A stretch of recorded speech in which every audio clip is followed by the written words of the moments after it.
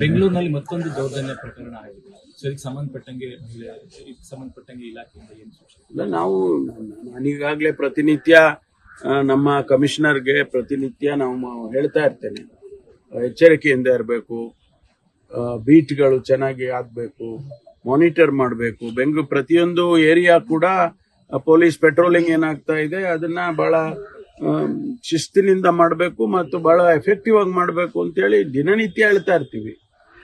ಇಲ್ಲೊಂದು ಘಟನೆ ಆದಾಗ ಸ್ವಾಭಾವಿಕವಾಗಿ ಜನರ ಇದರಿಗೆ ಗಮನವನ್ನ ಸೆಳೆಯುತ್ತೆ. ಆದ್ರೆ ಅಷ್ಟಕ್ಕೆ ನಾವು ಬಿಟ್ಬಿಡೋದಿಲ್ಲಲ್ಲ, ನಿರಂತರವಾಗಿ ಪೊಲೀಸ್ ಇಲಾಖೆ ಕೆಲಸ ಮಾಡ್ತಾ ಇದೆ. 24/7 ಮಳೆ ಇಲ್ಲ ಚಳಿ ಇಲ್ಲ, ಪೊಲೀಸ್ನವರು ಕೆಲಸ ಮಾಡ್ತಾರೆ. ಹಾಗಾಗಿ ಬೆಂಗಳೂರು ಶಾಂತಿ ಇದೆ. ಇಲ್ಲೊಂದು ಘಟನೆ, ಇಷ್ಟು ದೊಡ್ಡ ಪಟ್ಟಣದಲ್ಲಿ ಘಟನೆ ಆಗುತ್ತೆ. ಅದನ್ನ ನಾವು ಏನ್ ಕ್ರಮ ತಗೋಬೇಕು ಕಾನೂನು ಪ್ರಕಾರ ತಗೊಳ್ತೇವೆ.